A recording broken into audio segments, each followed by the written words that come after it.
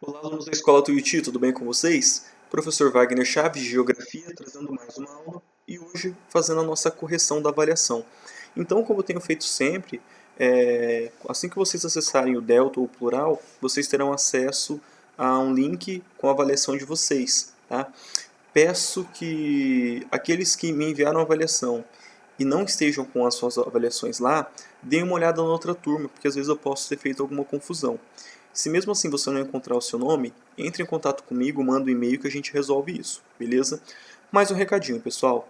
Eu tenho falado que a gente está chegando no final do ano, muitos alunos não têm entregado os trabalhos, as avaliações, e eu preciso disso para fazer o fechamento das notas. Então, manda no grupo do WhatsApp para o coleguinha aí, ó, o professor está cobrando as avaliações, quem não fez ainda, corre lá, porque isso está sendo prejudicial para vocês, beleza? Então, pessoal, vamos lá. A avaliação estava bem fácil, quase todo mundo foi bem na avaliação. Algumas pessoas, inclusive, ficam um recado para quem está fazendo as avaliações escritas, né? Não estão copiando algumas questões. Isso eu não sei se eles não sabem a pergunta, não conseguem, não sabem a resposta e nem, não fazem, ou se esqueceram, se não tomaram cuidado. Então, prestem atenção, pessoal. Tentem fazer a prova de maneira integral, sem deixar nenhuma questão, porque cada questão vale meio ponto, tá? Então é bastante coisa. Tentem fazer sempre a prova inteira, tá bom? Então vamos lá. A questão 1, pessoal. Qual foi o interesse dos Estados Unidos no contexto da construção do Canal do Panamá?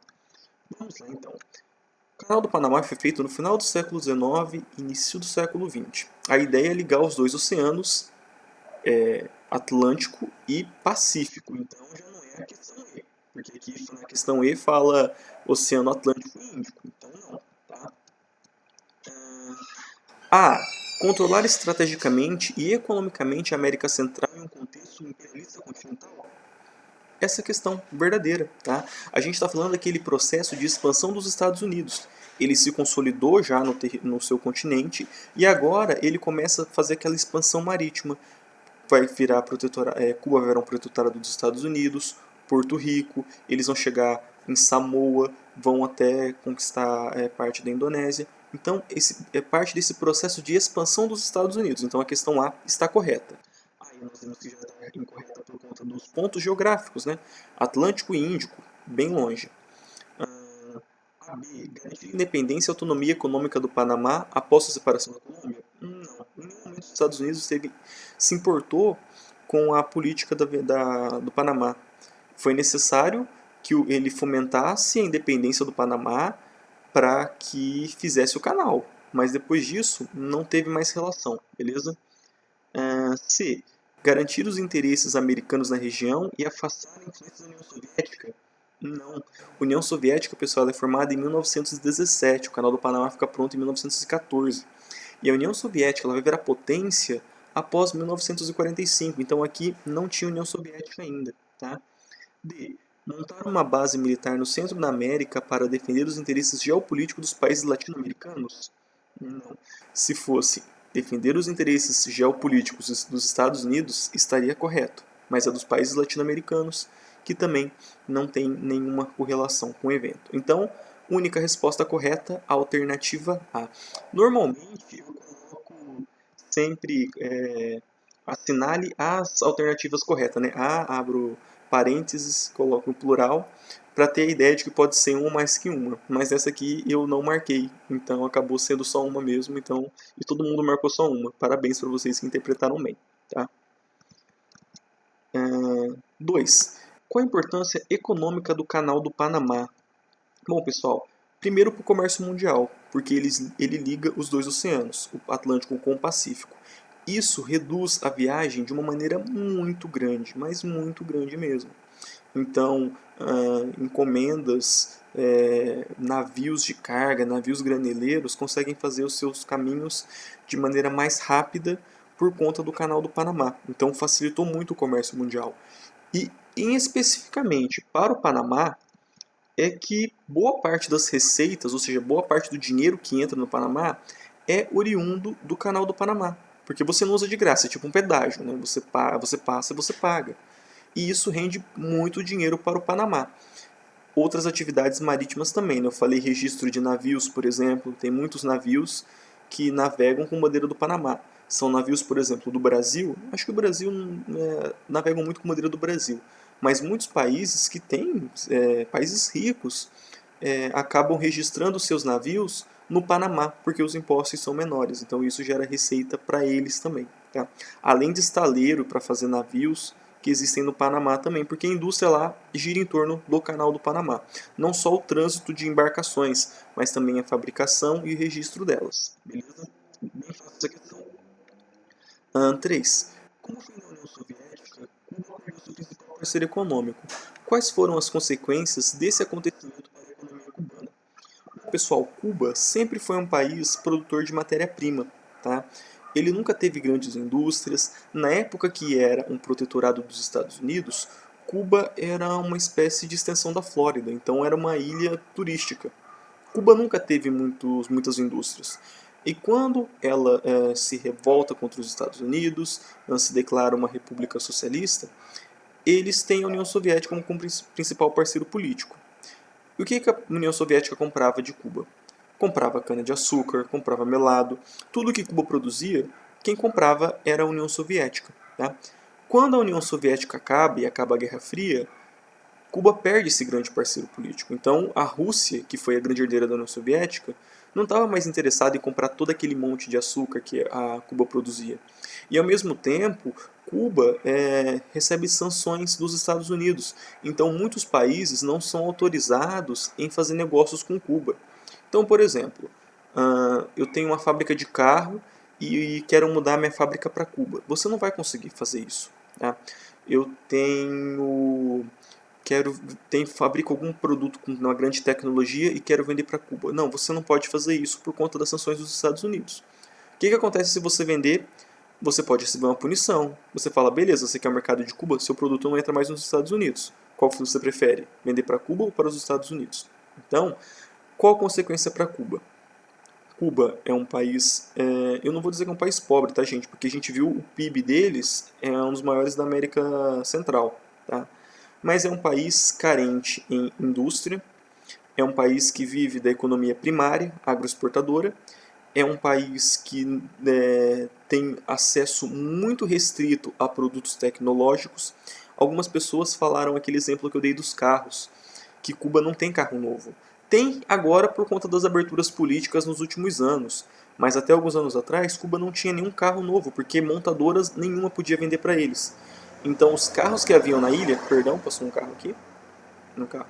Os carros que tinham na ilha eram carros fabricados na década de 70, mas assim, fez com que Cuba se tornasse os melhores restauradores de carro do mundo, tá? Por conta dessa falta de carros novos.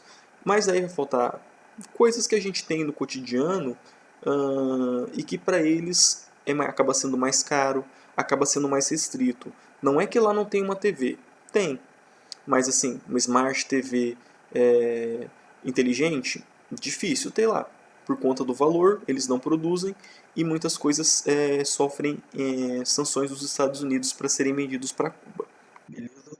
Do mesmo modo, quando a gente estava falando da Bolívia, da Colômbia, de narco-estado, eu até mencionei que, por exemplo, uma das coisas que Cuba exporta muito é charuto. E esse charuto não pode entrar nos Estados Unidos. Nada que é cubano entra nos Estados Unidos. Inclusive, Cuba gosta muito de beisebol.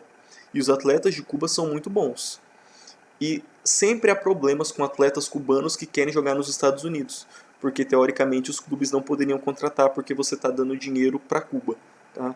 É bem profunda essa questão, tá, gente? Mas, de modo geral, é isso. Cuba sofre com essas sanções, é uma economia agroexportadora, ou seja, de produtos primários, e não produz quase nada de industrial. Beleza? Vamos lá, a questão 4. Sobre países da América do Sul e Central, considere V para verdadeiro e F para falso. Nós temos ali A. Apesar de haver governos de esquerda, Cuba é o único país socialista na América. Na América. Essa questão, pessoal, eu estava corrigindo e vi muita gente errando. Eu fui até olhar, e eu sei que eu falei isso na aula, e é verdadeiro. Cuba é o único país socialista na América. Porém, pesquisando, eu vi que, e daí eu entendi de onde que vocês tiraram isso, tem uma série de países, uma lista aí, que são países à esquerda. Então, Venezuela, por exemplo, a Colômbia já foi, hoje é um governo de direita. E isso eu mencionei, tá, gente? Existe uma coisa que é um governo de direita e um governo de esquerda. Outra coisa é um país socialista, tá? O Brasil poderia ter um governo de esquerda, teve recentemente o governo do PT, governo de esquerda. Isso não significa que o Brasil virou um país socialista, tá? Mesma coisa a Venezuela, é um governo muito à esquerda, mas não é um país socialista. São poucos os países que se denominam socialista, tá?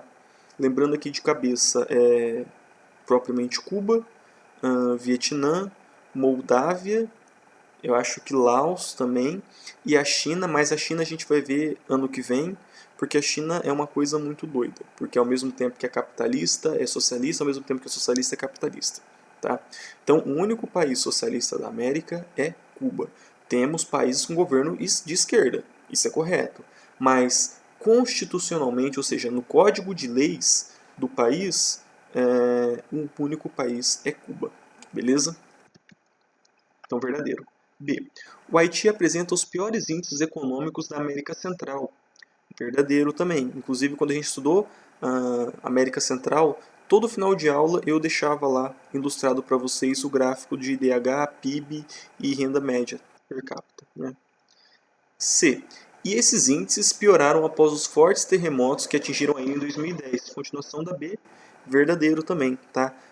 O Haiti já vivia uma situação bem calamitosa e acontece essa sucessão, esses tremores, e passaram 10 anos e coisas não foram reconstruídas ainda. Então a gente consegue imaginar o drama que vive a população do Haiti. Tá? D. As instabilidades pela qual o Haiti passou foi totalmente superadas após a missão da ONU realizada no país e com a liderança do Brasil. Não, tá, pessoal? Inclusive a gente viu, por exemplo, a cólera nepalesa, que foi uma doença levada possivelmente por soldados do Nepal ou da Índia que estavam fazendo essa missão lá e que essa doença se espalhou e acabou matando muita gente. Então, de modo geral, essa missão ela serviu para pacificar o país que estava à beira de uma guerra civil, mas não teve tanto êxito assim. Isso é um assunto que a gente vai ver no próximo ano também, quando a gente falar das organizações internacionais e falar um pouco da ONU. A ONU ela é uma instituição muito importante, porém ela peca em algumas áreas. Tá? Ela falha, ela não consegue executar um serviço direito, e esse foi um dos casos. Tá bom? Porém, sem a missão de paz seria pior. É bom deixar isso bem claro. E a Bolívia está inserida tanto na região amazônica como também na porção andina da América. Verdadeiro, tá, gente? A Bolívia faz parte da parte amazônica e também da área andina, ou seja, daquela parte mais alta. Então, verdadeiro. A ordem correta é verdadeiro, verdadeiro, verdadeiro, falso, verdadeiro. Beleza? Questão 5. Explique os motivos da população dos Andes bolivianos ser majoritariamente de origem indígena. Bom, pessoal, isso eu já falei para vocês, tá? É da própria fisiologia do corpo. O que é fisiologia? Como é meu corpo e como ele se adapta a determinadas situações. Tá? Quando você está num lugar muito alto, falta oxigênio. Se falta oxigênio, você fica ofegante, você passa mal, você vomita, você tem convulsões, você tem desmaios. Tá? Agora, a população nativa, a população indígena boliviana, está acostumada a viver a 3.000, 3.500 metros de altitude. Tá? Eles têm uma fisiologia do corpo que está adaptada a viver nesses locais. Então eles conseguem viver lá tranquilamente.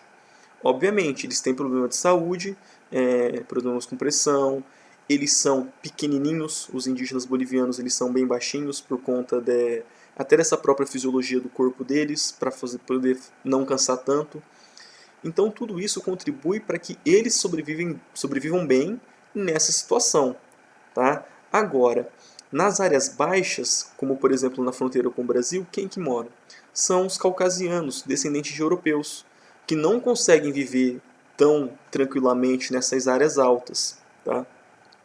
Professor, isso significa que eu nunca vou conseguir ir para um lugar alto? Não, você vai. Porém, uma coisa é você ir fazer um passeio, outra coisa é você morar lá. Tá? Então, por exemplo, não é indicado para pessoas grávidas irem para lugares altos quando não está acostumado, porque a chance de você perder a criança é muito grande. Beleza? Até alguns anos atrás,